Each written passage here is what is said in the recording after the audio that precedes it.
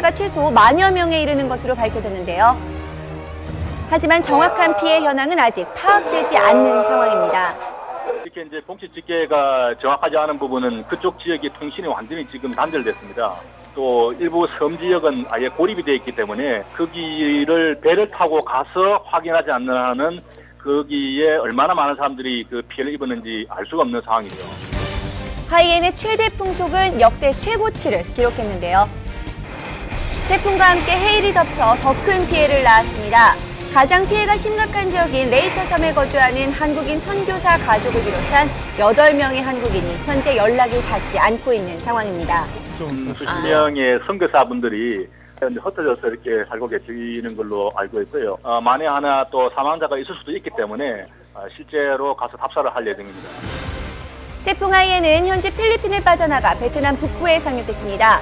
베트남 정부는 긴급 대피령을 내려 피해 예상 지역의 주민들을 대피시켰는데요. 모쪼록 큰 피해가 없기를 바라겠습니다. 예. 인기 아이돌 그룹 제국의 아이들이 대리 출석 논란에 휩싸였습니다. 남성 9인조 그룹 제국의 아이들, 연애 활동과 학업, 2마리 토끼를 잡긴 버거웠던 걸까요? 대리 출석 내지는 학점 부풀리기 등 다양한 학사 부실 행태가 적발되었습니다. 감사원 조사에 따르면 일부 멤버가 새 학기 동안 대부분의 과목을 대리 출석했다는 겁니다. 수업을 들을 때는 노래할 때처럼 집중해서 들어야 돼요. 저는 아무리 바빠도 수업은 안 빼먹어요. 실상은 달랐습니다. 하물며 대리 출석자는 학과장과 조교로 드러났는데요. 어휴, 충격적인데요, 이건? 네, 문제가 된 사이버대학교, 조교는 이미 학교를 그만뒀고 해당 교수는 연락이 닿질 않았습니다. 학교 측에선 이는 전산상의 오류일 수 있고 있을 수 없는 일이라고 밝혔는데요. 로그인만으로도 누구나 쉽게 수강이 가능한 사이버대학교의 특성을 노린 대리 출석. 짜증나죠. 말도 안 되는 일이라 생각. 학교 안 나오면 바로 이렇게 F 처리도 되고 그런데 그분들은 학교 안 나와도 출석으로 성적도 좋고. 한편 제국의 아이들의 소속사 측에서는 편법 학점 취득 사실을 부인했습니다. 학교의 일방적인 처리였다고 주장했는데요. 학교 가서. 아니 학교에서도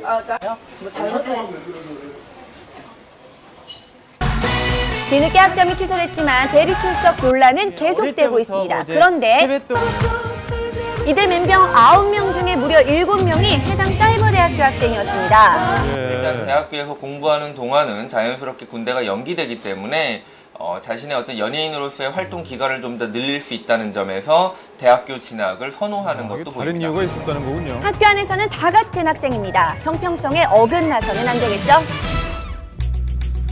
한 요양원에서 80대 치매 노인이 폭행을 당하는 사실이 알려지면서 논란이 되고 있습니다. 자, 대구의 한 요양원입니다.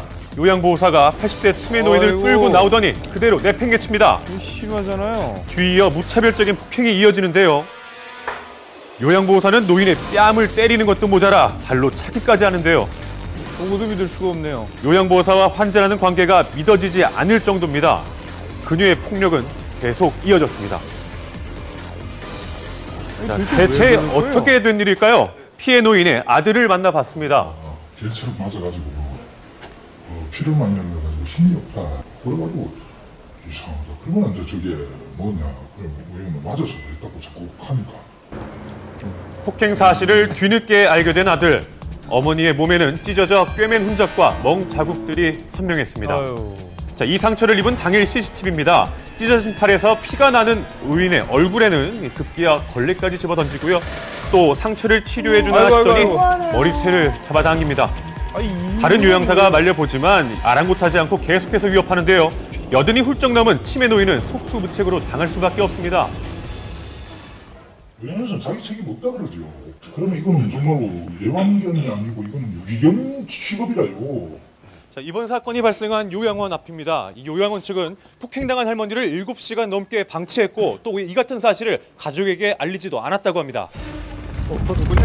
요양보호사의 폭행을 묵인했던 요양원. 자, 어렵게 책임자를 만날 수 있었지만 문은 굳게 입장 말씀하실 부분은 없으세요? 자, 도대체 요양보호사는 왜 이런 끔찍한 일을 저지른 걸까요? 이곳에서 근무하는 관계자에게 다른 이야기를 들을 수 있었는데요. 손가락질을 하면서 많이 오거든요. 그랬더니 이 요양보호사도 성적 수치심을 유발하고 인격적 모독